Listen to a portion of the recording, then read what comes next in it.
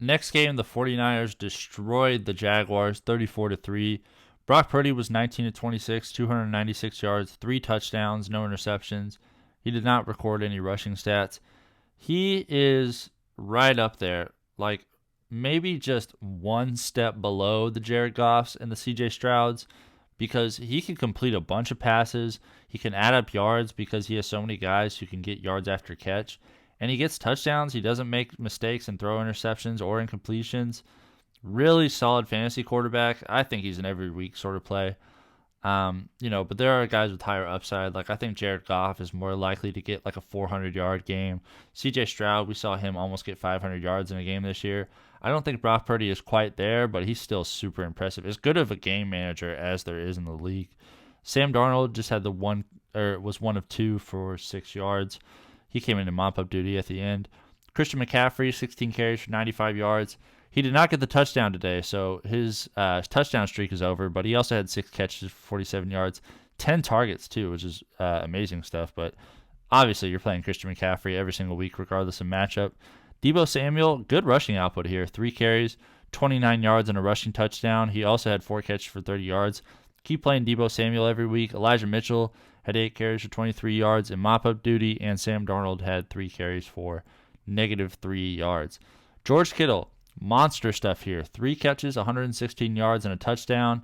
Really good tight end option. If you have him on your team, don't get too discouraged by the downs because he has these huge up weeks that a lot of tight ends just aren't capable of. Brandon Aiyuk, 3 catches for 55 yards and a touchdown. He's not as effective when Deebo Samuel plays. The touchdown saved him here, but still, he could prove that even when he only gets 3 targets, he could still have a respectable fantasy day.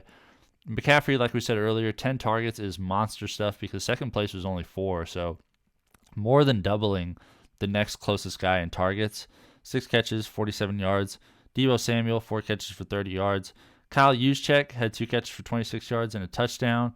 Ronnie Bell had a catch for 20, and Jauan Jennings had 2 targets, 1 catch, and 8 yards. For the Jags, Trevor Lawrence, he does not have the season that a lot of us were expecting. 17 to 29, 185 yards, no touchdowns, 2 interceptions. He also only had 2 carries for 7 yards. I totally understand it if you want to drop Trevor Lawrence. It's going to feel weird, but there are better quarterbacks out there. Like, if you can get Josh Dobbs, I would rather play Josh Dobbs than Trevor Lawrence. Try explaining that to someone at the beginning of the year that you would rather play Josh Dobbs than Trevor Lawrence, but now it feels like a no-brainer because Trevor Lawrence, he hasn't broken 20 fantasy points in a game this year. It's not happening so far. Definitely better options available than Trevor Lawrence right now. CJ Beathard was only 1 of 2 for 5 yards in mop-up duty, and Christian Kirk did not complete his only pass. Travis Etienne, 9 carries, 35 yards. He also had 2 catches for 9 yards. This is going to be the low end of what he does, but if his manager is freaking out, absolutely buy on Travis Etienne.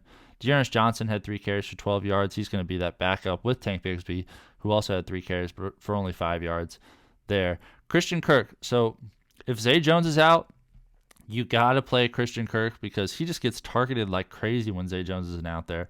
6 catches, 104 yards, 11 targets. Keep playing him every week. And Calvin Ridley, 2 catches for 20 yards on 3 targets.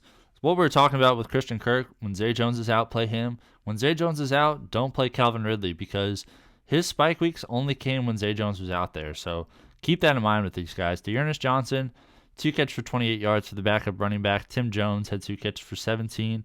Evan Engram, 7 targets, but only 12 yards on 4 catches.